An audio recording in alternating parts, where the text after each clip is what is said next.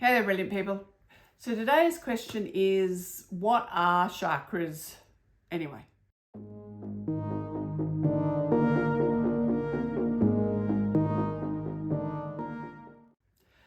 So chakras, the word chakra itself, maybe I should start there. So the word chakra itself is actually a Sanskrit word, which is an ancient Indian dialect. Or no, it's not dialect, it's language, sorry. So Sanskrit, chakra is Sanskrit for wheel, because this is, what a chakra looks like from one perspective. It looks like a round spinning thing, so hence chakra. When you hear most people talk about chakras, they'll be talking about different like points on the body, and like some systems seem to have slightly different points. So what's all that about? Well, it's because chakras are actually sort of energy exchange points, is probably the best way to think about them. Because our nervous system and our energy is electromagnetic in nature, like all energy, I talk about this in my book, you'll find that those energy points, the chakras, are where energy comes in and out of our system. So they're kind of like energy exchange points. It's probably one of the simplest ways to think about them. So we have the main ones down our spine. They're located on our spine, although we tend to look at them from the front.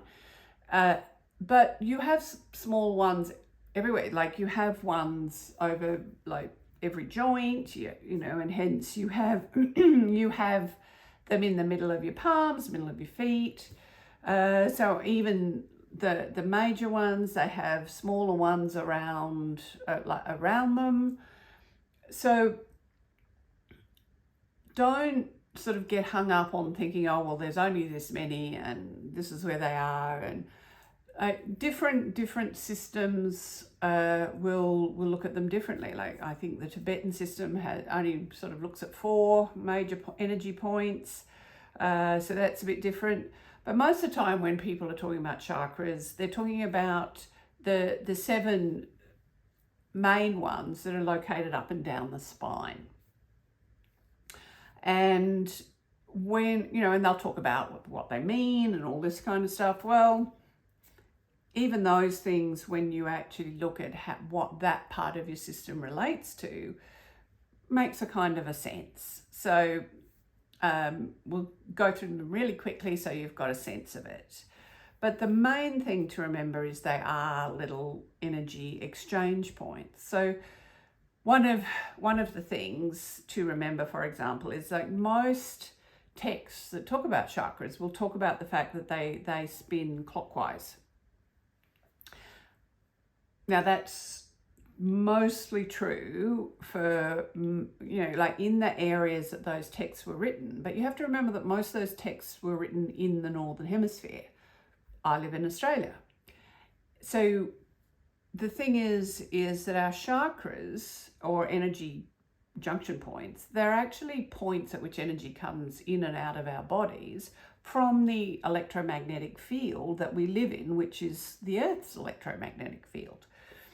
It's actually one of the reasons why you might sometimes get a little bit of jet lag, because you've picked yourself up here and you've put yourself down there, and that's a different point in the electromagnetic field of the Earth, and you're not tuned to that. So that's why doing things like walking barefoot can sometimes help, but even just visualizing the energy of where you are coming up into your body will help your system retune. But the reason why I want to mention it is because here in the Southern Hemisphere, the Coriolis forces, which is related to the electromagnetic field and everything, energy tends to move in the opposite direction. So most people's chakras in the Southern Hemisphere actually rotate anti-clockwise. Doesn't mean there's anything wrong with them. Doesn't mean we're standing on our heads. It just means that we're in the other hemisphere. And yeah, so if we go traveling, we go to the northern hemisphere, our chakras will tend to flip in the opposite direction. Anyway, so that's what the point is. That's the principle of chakras. It's about how the exchange of energy is influencing our system. All right, so what are these 7 main ones? Well, like starting from the bottom, some people like to start at the top. That's okay, but let's start at the bottom. That's how most people do. So the one at the bottom, like, really is where your tailbone is. It's called the base chakra. Some people use slightly different terms with them. I'm just going to use the terms I use for obvious reasons. So the base chakra, not surprisingly, is about how we ground ourselves in the earth. Now, that isn't surprising because it's related to our pelvic floor.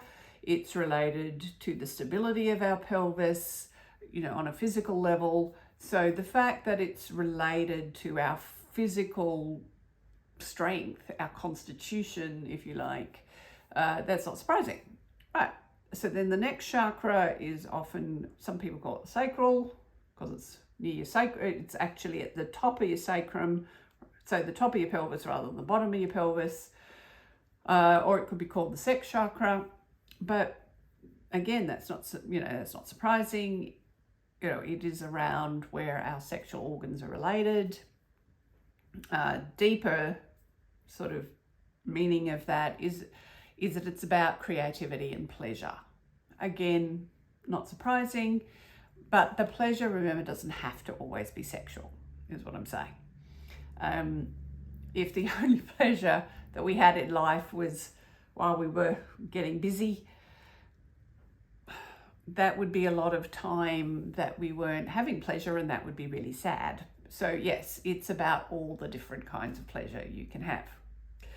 So the next chakra is actually located in that little upside down V at the bottom of your rib cage. So this area here is called the solar plexus. So not surprisingly, that's the solar plexus chakra. That relates to a lot of, for a lot of people, they talk about your will. And it's actually related because, they call it that because it's related to your gut feeling. And why is it related to your gut feeling? Because actually underneath your solar plexus chakra, that's where you have your liver. And a lot of the feelings that we get from our gut is related one way or another to our liver. So again, it makes sense. In fact, the liver is so important that, in a lot of Eastern medicine systems, like traditional Chinese medicine and things, they'll talk about the liver as that is where your quality of life essentially is. Like how long you live may be connected different, is located differently in your body, but how well you live and how well your body, for example, stays on top of illnesses and dysfunction is related to the liver. And you might say, but that's not your immune system. And it's like, no, it's not. But your liver has got a lot to do with filtering out toxins in your body, which is why a lot of people go on liver cleansers, I suppose. But the thing is if you think about it, again, it's related to will, because a big part of will is, yes, knowing what you want, but it's also knowing what you don't want. Hence the liver. All right, so the next one is, the fourth one we're up to, is your heart chakra. So that's in the middle. So of course that's about balancing stuff. Not surprisingly, for a lot of people, it's about emotions. So it is about connection to life. And what we flow with in life, because of course that's what your heart does. It helps us stay balanced with our flows, our inflows and our outflows. Right, so the heart, from there we go up to the throat chakra, which is about communication. And that shouldn't surprise anybody because, it's your throat chakra. What do you talk with? What do you communicate with? From there we go up to the third eye. Here which is, for a lot of people, that is the psychic chakra. But the truth is, we can use our intuition through any of these levels. In another video, I talked about the 7 different areas of life and how our intuition can work with all of those. So in the same way, 7 chakras, 7 areas of life, we can actually use our intuition through any of our chakras. So I'll come back to that at the end. But for now, just think your third eye is really about perception. It's the framework through which you perceive life. Like if you perceive life, for example, through the framework of, life is shite and then you die, well, life is going to be a struggle. If you look at your, life through the perception of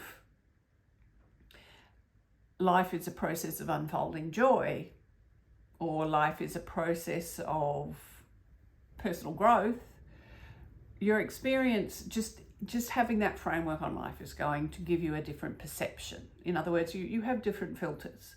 So that's what your third eye is all about. And yeah, there's neurological reasons connected to that as well.